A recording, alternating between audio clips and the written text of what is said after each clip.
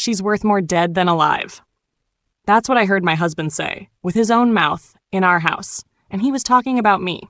If anyone told me that the same man who kissed my forehead every morning would one day plan my death, I would have laughed in their face. But that's life, Abbai. You'll be kissing betrayal and calling it love.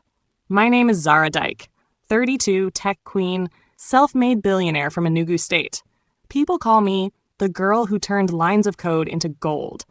I started from a one-room hostel in Suka. Now my name sits beside Forbes. I thought I had everything. Until I married Korede. We met at a tech seminar in Dubai. He wore a gray kaftan with black sandals and smelled like money and ambition. He said, "You're the smartest woman I've ever seen. If you were mine, I'd worship the ground you walk on." Stupid me. I blushed. 2 months later, we were engaged. 3 months later, we got married.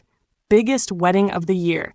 Banana Island, Lagos. Imported flowers, white marble aisle, a 7-layer cake that looked like a museum. Hashtag ZK2025. People said it was the wedding of the decade. They didn't know it was the beginning of my funeral. I remember that day so clearly.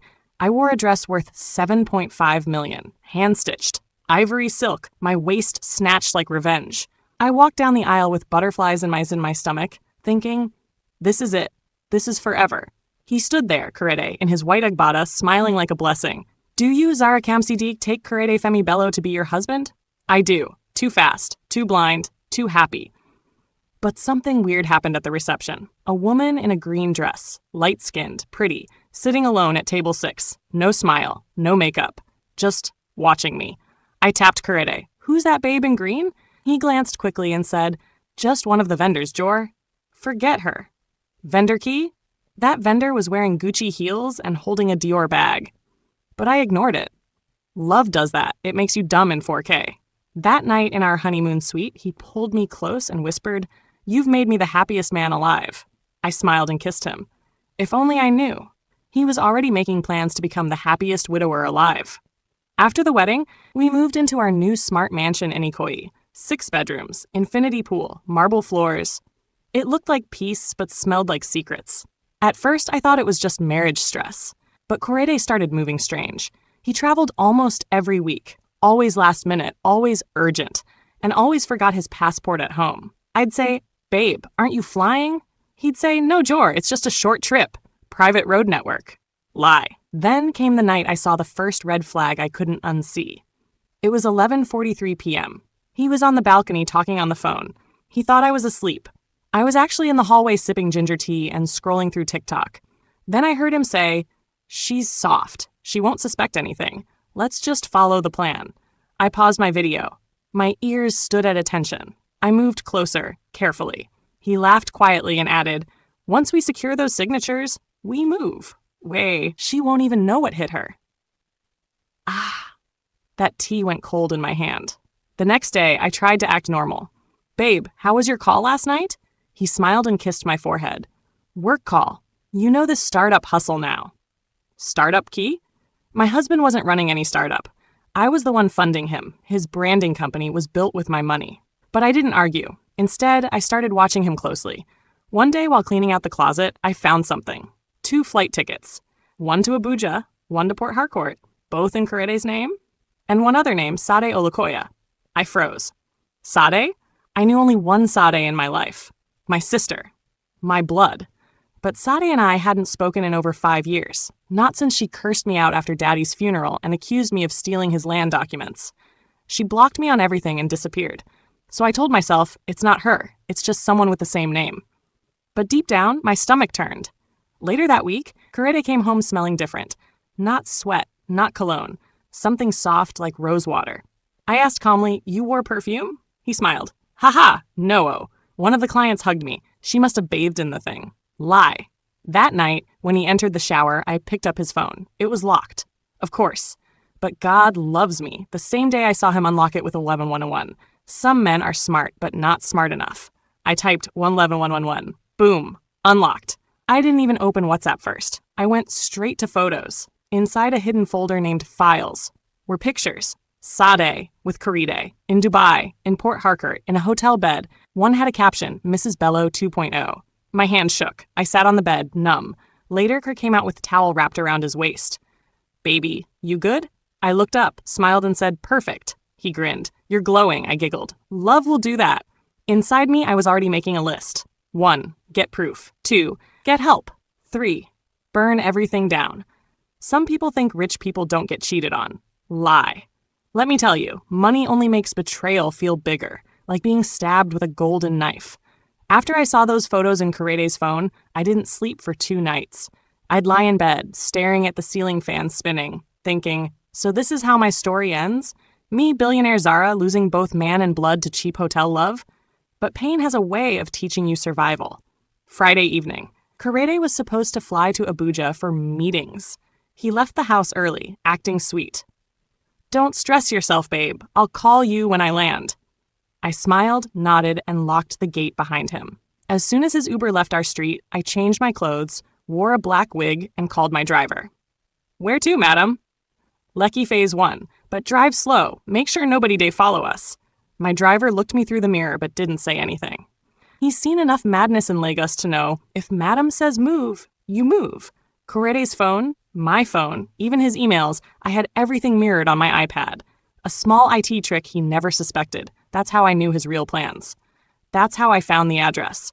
Rose Gold Boutique, Admiralty Way, Lekki. I told my driver to park by the gate of a street opposite the boutique. I put on sunglasses, lowered my scarf, and watched. My heart was beating like generator. It wasn't long before I saw Korede's car, his matte black Benz, the one I bought him as a wedding gift. He stepped out first, checking his phone. He looked sharp, relaxed, even whistling. But when the passenger door opened, my heart nearly jumped out of my chest. A woman came down. Slim, light-skinned, curly short hair, wearing a green dress and black slippers. Her back was to me at first, but when she turned, I felt my knees go weak. It was Sade, my own sister. I had to bite my tongue not to scream in the car. She was laughing, tossing her hair back, holding Korede's hand like she'd never known suffering. They walked into the boutique together. I just sat there, frozen. It's one thing to suspect madness. It's another to see your own blood doing madness live and direct. For almost an hour, I didn't move. My driver coughed softly. "Auntie, hope all is well?" I didn't answer. I just opened my camera and zoomed in. Snapped picture after picture. After a while, Korede and Sade came out. He carried shopping bags. She was talking nonstop, smiling wide. As they entered the car, she kissed him on the cheek. I felt sick. Was it not this same Sade that called me a witch during our father's funeral? Didn't she say I was greedy and selfish, that I would end up alone? So this was her comeback. Stealing my husband? Omo. I sat in the back seat of my car, staring at my phone, and something inside me snapped. No more crying, no more shaking. If Sade and Korede wanted war, I'd give them one. I called the only person I trusted outside my family, Auntie Obi. She lived in Enugu, ran a small security agency, but she knew people. I tried to keep my voice steady. "Auntie, I need a private investigator. Not Lagos police, so I want someone that can dig and keep quiet." She didn't ask questions. She just sent me a number. The next day, I dialed it. A woman answered. Her voice was sharp, no nonsense. "Who is this?" "My name is Zara. I need help." She waited. I told her everything, but not my real name. She laughed. "You're that tech babe from the news, Abi? Your voice don't lie. I'd watch you since that Yaba pitch in 2022. I nearly hung up, but she said, "Don't fear. I'm discreet. Name is Amaka." We agreed to meet at a small buka in Surulere, the kind of place where nobody cares who you are as long as you pay for your pepper soup. Amaka was nothing like I expected. No makeup, close-cut hair, gold tooth, arms covered in small scars. She sized me up like a tailor. "So you want to catch your husband and your sister red-handed?" "Yes," she smirked. "That's easy. The hard part is what you'll do with the truth." I swallowed, then said, "I want the truth, no matter how ugly." Amaka wasted no time. Within a week, she'd already tracked Korede's movements, followed Sade to a hotel in Victoria Island, and even hacked their shared Gmail. One night she called me. "Meet me. Now. Bring cash." I didn't ask questions. I met her in her car, parked behind a shopping complex. She handed me a brown envelope. Inside were photos.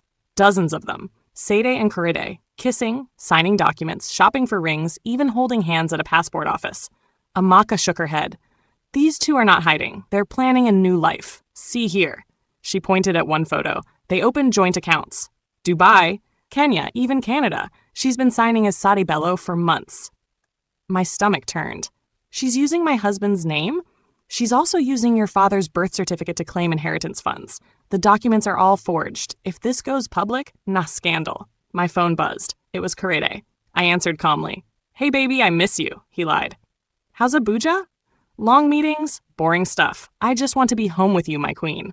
I smiled at Amaka. He didn't know I was staring at his betrayal right now. Miss you too. Be safe. He hung up. Amaka shook her head. Men are bold. She slid another file to me. Listen, Zara, your husband is dangerous. He's not just a cheat. I overheard something last night. He's planning something big. He and Sade were talking about insurance, signatures, accident. They used code words, but I know that language. A cold sweat washed over me. You mean? Yeah, they want to remove you. Fast. I felt dizzy. So what do I do now? Amaka looked at me, eyes hard. You want to survive? You need to play dead first.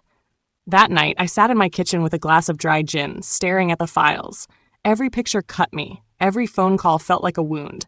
I replayed the words in my head. She's worth more dead than alive. I never wanted to be a ghost in my own life. But suddenly, I knew. If I wanted to beat them, I had to become the one thing they never expected. Invisible. My best friend Tonia called, complaining that I hadn't posted on Instagram for a week. Zara, are you sick? Have you joined Illuminati? Drop new photo, Jor. I almost laughed. If only she knew I was about to die for real. Instead, I replied, Don't worry, Tonia. I'll post something dramatic soon. It'll break the internet. She sent a laughing emoji and a prayer hand. If only she knew. At 2 a.m., I woke up to the sound of Korede snoring. I watched him for a long time. Was this really my life?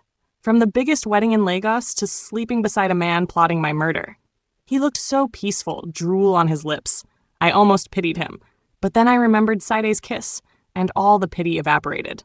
I took out my phone, found the contact named Amaka, and texted, Let's plan the funeral. If you have ever slept next to someone plotting your death, you'll know the feeling. It's like living with a snake that smiles.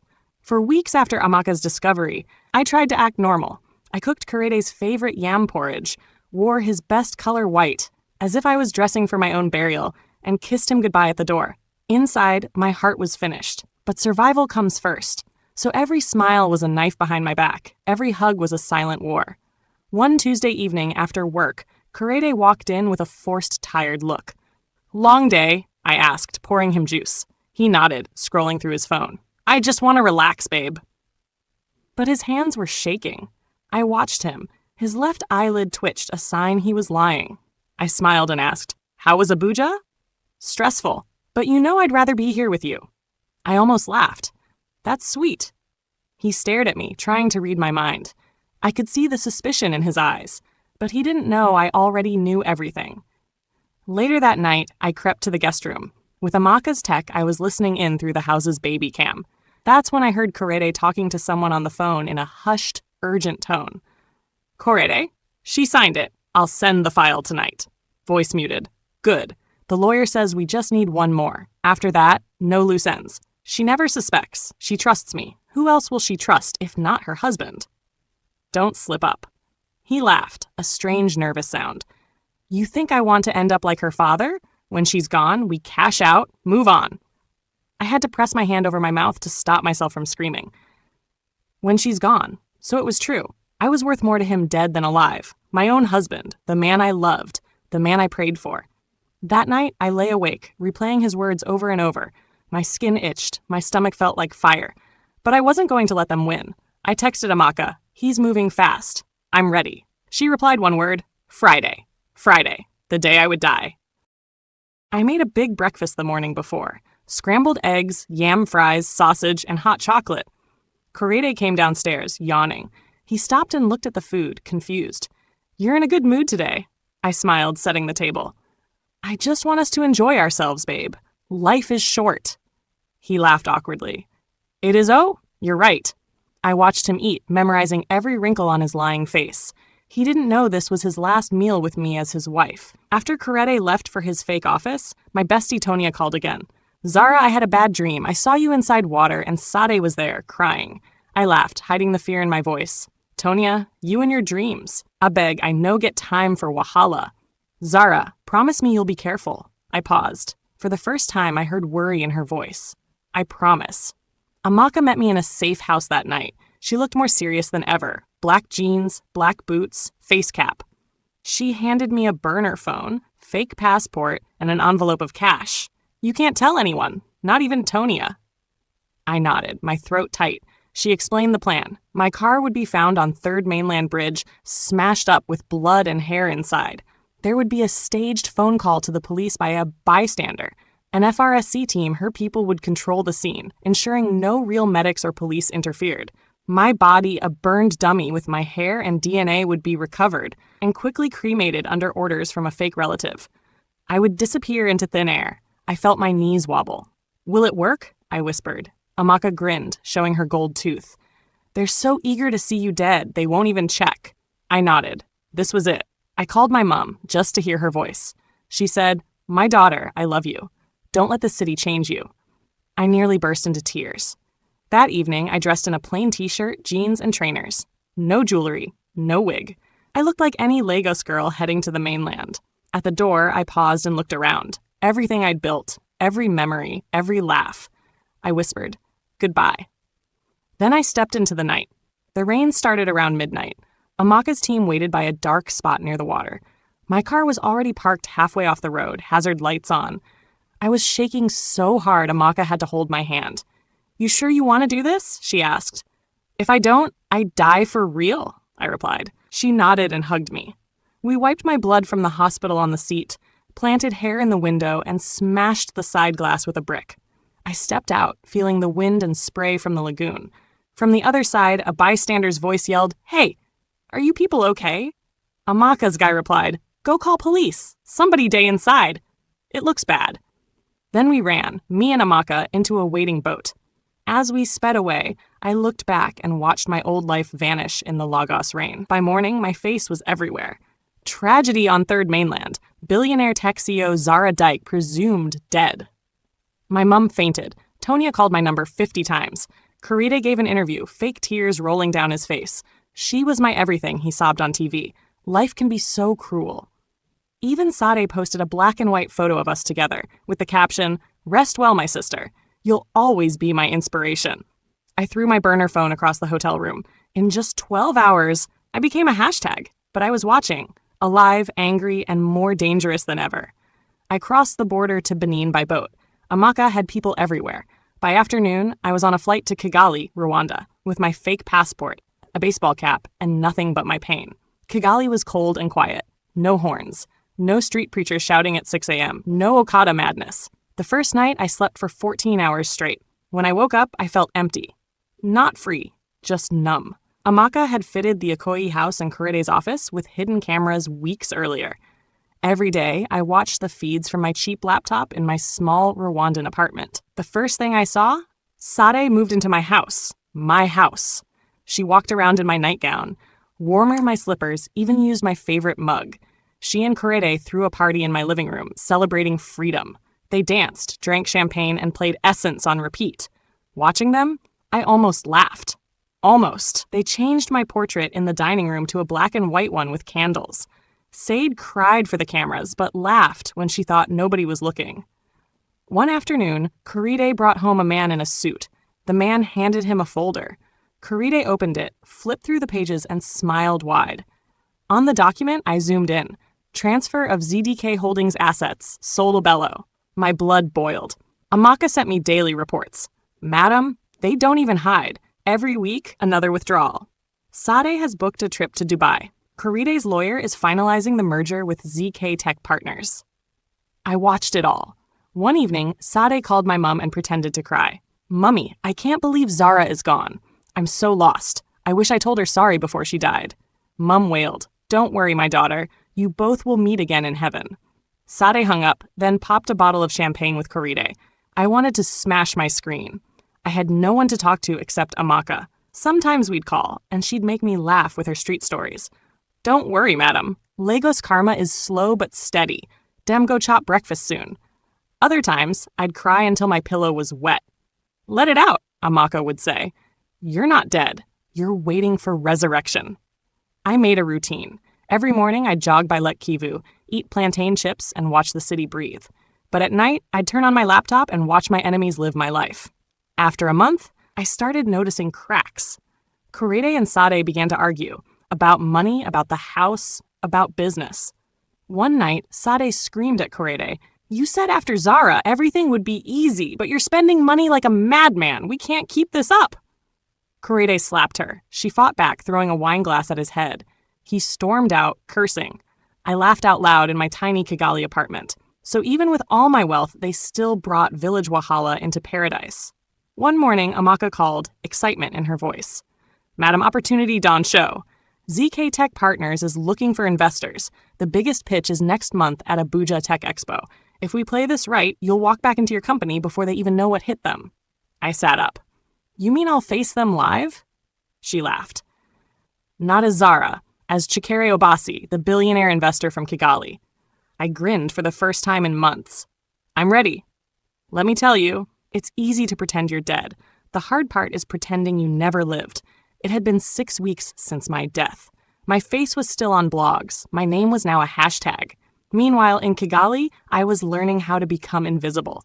I changed my hair, wore glasses, even started walking with a limp.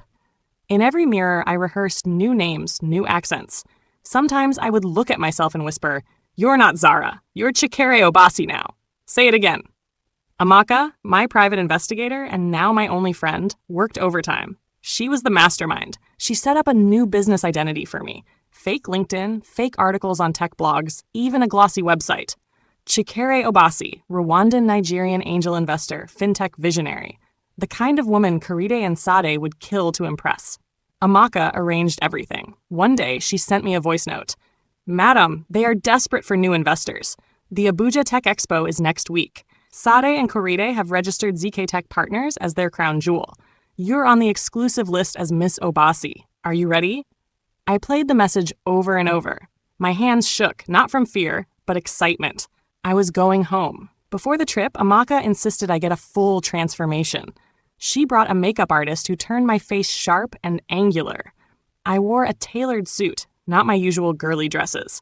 My wig was bone straight and parted down the middle. For extra spice, I added a mole above my lip. My new passport, boarding pass, and everything else said, Chikere Obasi. I looked at my reflection and felt a tingle in my chest. It was time to haunt my enemies. The day I landed in Abuja, the air felt thick with heat and secrets. I checked into a boutique hotel under my new name. The room was small and smelled of citrus. For the first time since my death, I slept with the window open.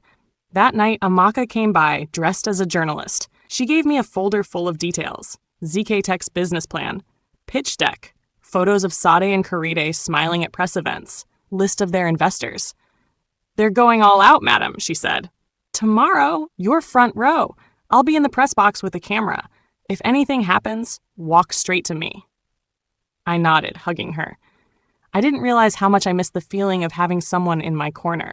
The next morning, I stepped into the expo hall like a ghost. Inside, the AC was blowing cold. The stage was set, filled with banners of ZK Tech Partners, building Africa's digital future. I kept my glasses on and looked around. Tech bros, old money aunties, foreign investors, all eager for a slice of the Zara Dike legacy. Funny, right? I was the only real piece of it in the room. Then I saw them, Korede and Sade. They walked onto the stage, arm in arm, both dressed in white and gold. My heart hammered, but my face stayed calm. Korede started, "Good morning, esteemed guests. My name is Korede Bello, co-founder and CEO of ZK Tech Partners. Today, we present a future built on the foundation of vision and resilience. My partner and COO, Mrs. Sade Bello." The crowd clapped. Sade beamed. I almost burst out laughing. She couldn't even code an email signature, but she was COO of my company? They talked about growth, legacy, what Zara would have wanted. They acted the part, grieving, visionary, unstoppable. If only the audience knew the real show. During Q&A, Amaka raised her hand from the press row. "Mr. Bello, what inspired your pivot to educational fintech?" Korede smiled, all politician. After Zara's passing, Sade and I asked ourselves, how do we honor her? This company is for her, for all of Nigeria. We're her legacy. The hypocrisy made my skin crawl. Then came my turn. I stood, adjusted my glasses, and put on my thickest East African accent. "Hello, thank you for this inspiring pitch. My name is Chikere Obasi, Kigali Capital. If I invest, how can you guarantee transparency, especially considering the recent asset transfer from the late founder's estate? Sade froze. Korede blinked. I saw sweat break out above his lip. Sade answered first, her voice shaky. We have full legal documentation, and, the process was supervised by a top Lagos firm. Everything is on record. Korede nodded quickly. Yes, Miss Obasi, I can assure you, ZK Tech Partners is... I cut him off with a sharp smile. Would you be open to an independent audit? My partners require it for any sum above $500 million. He hesitated. Of course, anything for a serious investor like you. I nodded, then sat down, my pulse racing. They didn't recognize me, but the cracks were showing. During the break, I pretended to be on a call, but was really watching Sade and Korede from behind a pillar. Sade hissed at Korede. Why did that woman ask about audit? Did you see her face? She looks familiar. Korede shrugged. You dey see ghost? We need the money, Sade. Don't mess this up. I don't like it. She's too sharp. Relax. You're safe. The dead can't come back. I almost laughed out loud. Oh, if only you knew, Korede. Before the event ended, I slipped Amaka a note. Tell the board. Emergency shareholders meeting. I'll reveal everything. Amaka winked and disappeared into the crowd. The next day, I walked into the Lekki boardroom, where my entire life had once been mapped out. All the partners were there. Lawyers, directors, 2 men from the bank. At the head of the table, Korede and Sade, both acting like royalty. Please don't forget to like, share, and subscribe to the channel. Drop a comment below. I walked in as Chikere Obasi, the new investor, my accent flawless, face calm. Korede stood to greet me. Miss Obasi, welcome. Please, have a seat. We're excited about this partnership. I nodded. Thank you. Before we proceed, I'd like clarity on one thing. Sade forced a smile, her hands shaking. Of course. Ask anything. I slid a folder across the table, Amaka's masterwork. It contained every forged signature, every fake account, every phone record, every transfer Sade and Korede had made since my death. The directors opened it. The bank men started reading, whispering. I watched as sweat spread across Korede's forehead. Sade bit her lip till it turned white. Then I took off my glasses and removed my wig. You could hear a pin drop. I stood up, voice cold and steady. Board of ZDK Holdings. My name is not Chikere Obasi. My name is Zara Dike. I am not dead. And these people, I pointed at Korede and Sade, are thieves and liars. Gasps filled the room. A lawyer dropped his pen. One director made the sign of the cross. Korede tried to stand, then slumped back down. Sade's mouth fell open. She looked like she was seeing a demon. I continued. For months, these 2 plotted to kill me. When they thought they succeeded, they looted my company, forged my will, and almost destroyed everything I built. I have evidence of everything, and a confession from their so-called lawyer. I pressed a button on my phone, and Amaka's secret recording played through the room. Sade's voice. Once Zara's money comes, we go abroad. Let them bury her twice. Korede's voice. Don't worry. By the time the bank moves the money, nobody go fit catch us. The room exploded. The bankmen stood up, shouting, Madam, we have to freeze all the accounts immediately. The directors started calling security. Korede, red-eyed, tried to plead. Zara, I beg, we can talk. I faced him, all the pain of betrayal boiling up. You should have killed me properly, because now you'll never taste freedom again. Sade dropped to her knees, wailing. Zara, please, please. I'm your sister. I'm sorry. I stepped back, shaking my head. You lost that right the day you chose money over blood. As the police marched them out, Korede tried to twist free. He yelled, I did it for us! We could have been rich together. I just stared at him. He wasn't even sorry. After they were taken away, the boardroom was quiet. One director came to me, voice trembling. Zara, I don't even know what to say. You're a miracle. I shrugged. Not miracle, just stubborn. They all laughed. A real laugh, the first I'd had in a year. I signed a stack of new documents, taking back everything, the company, the properties, my name. I felt light, but also empty. Winning a war never brings back the life you lost. Are you shaking? Don't go anywhere. Hit the subscribe button for Story and Soul. That night, alone in my old bedroom, I looked at myself in the mirror. For the first time in ages, I saw Zara. Not the billionaire, not the wife, not the victim. Just a woman who fought, bled, died, and came back for her own story. And for the first time, I smiled. Not a fake smile, not a tired smile, but a smile that said, you did it. Do you know what it's like to watch your enemies stand in court, shaking, exposed, and powerless, while the whole world watches? It's nothing like the movies.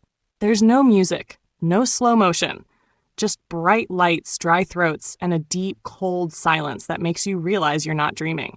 The morning of the trial, I stood in my old bedroom, holding my father's gold cufflinks. He wore them the day they buried him. The same day, Sade called me a greedy snake and stormed out of our family. Funny how pain circles back.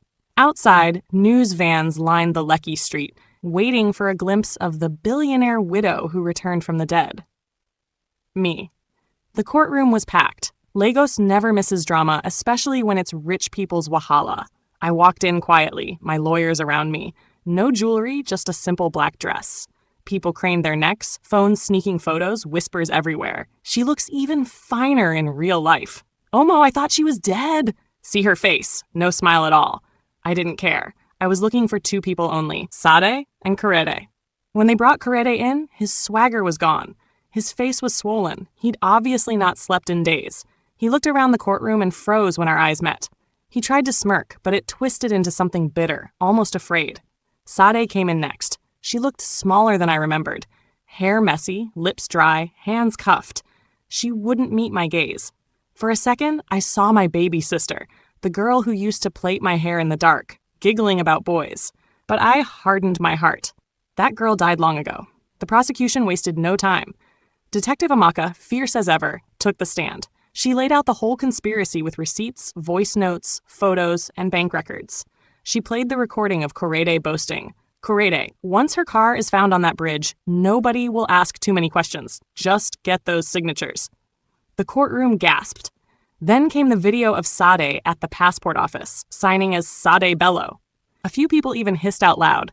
My lawyers showed how Sade and Korede forged my death certificate, siphoned money, and set up fake companies. Even the judge frowned, scribbling furiously. When they called me to the stand, I stood straight, even though my knees shook. "My name is Zara Dike," I said. "I am not dead. I am not a ghost. I am the woman my husband and my own sister tried to erase, for money, for pride, for whatever demons whispered in their ears." The room was silent as a grave. I told them everything, from the first time I caught Korede lying, to the day I watched my own sister kiss him on the street, to the night I faked my death and watched the news call me a fallen icon. "I learned something in the dark," I finished. "That blood isn't always thicker than water. Sometimes it stains worse." Korede's lawyer tried to twist the story. "Madam Dike, you faked your own death. Doesn't that make you guilty of deceit too?" I fixed him with my coldest stare. "I faked my death to escape my real one. If the law prefers I stay and let myself be murdered, then maybe the law should sit here instead." Even the judge coughed to hide a smile. The most dramatic moment came when Sade broke down in the witness box. She sobbed, snot bubbling from her nose, and said, "I was jealous. She had everything. Daddy's attention, the company, even her face. Korede told me I was nothing, that only money would make me somebody. I didn't know they would try to kill her. I thought we would just scare her away." She turned to me, tears streaming. "I'm sorry, Zara. I'm so sorry." For a second, the whole room waited. Would I forgive her? I just looked away. Some wounds need air, not bandages. After weeks of drama, the verdict was announced. The judge looked straight at Korede and Sade. "Your betrayal is deep, deeper than any lagoon in Lagos. This court finds you both guilty of conspiracy, fraud, attempted murder, and forgery." 28 years. Sade, 16 years. The gavel fell. For a moment, it felt like the city itself exhaled. As we left the court, the press mobbed me. "Zara, do you have any words for young women in Nigeria?" I paused, looked straight into the camera, and said, "Your life is your own. Don't let anyone, husband, sister, family, write your ending. If you must start over, start. If you must walk alone, walk. But never die for anybody's greed. You are enough." People cheered. Social media exploded. Zara Rises trended for weeks, but inside I felt hollow, like someone who survived a car crash but left something behind at the scene. After the storm, there's only silence. After the trial, I left Lagos for a while. No more interviews, no more headlines. I just packed a bag, bought a ticket, and flew to Zanzibar. The air in Zanzibar was warm, soft, and different from Lagos. The sun rose slow, the waves moved like lullabies. I rented a small beach house, no guards, no staff, just me, the ocean, and 1,000 broken pieces of my old life. The first few days, I did nothing but sleep and eat coconut bread. I woke up to the sound of birds, not sirens. No one recognized me. No one cared. It was perfect. One afternoon, I took a walk along the shore. My feet dug into the sand, the water cool against my ankles. A small girl was building a sandcastle with her brother. She looked up and waved.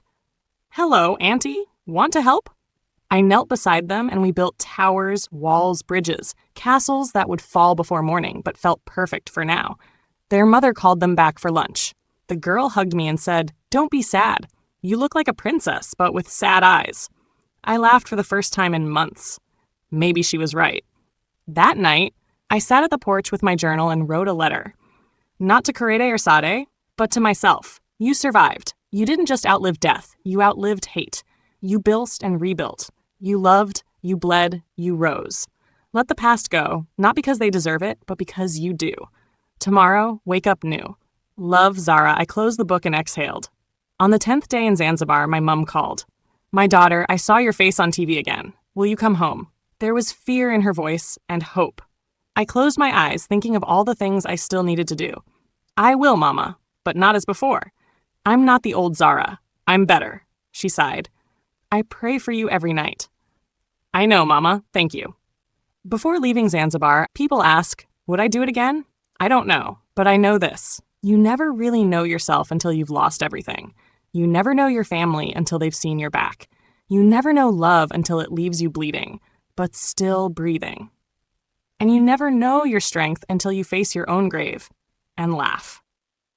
On my last evening in Zanzibar, I stood at the water's edge, letting the waves soak my feet. The sun dipped low, painting the world gold and pink. I whispered, "I am alive. I am free. I am enough." For the first time, I believed it. Viewers, what would you do if you were Zara? Would you forgive Sade? Would you risk everything for justice? Could you start over? Drop your thoughts and stories in the comments. Don't forget to subscribe to Story and Soul for more stories that hit home, break your heart, and lift you up again. Thank you for riding this journey with me.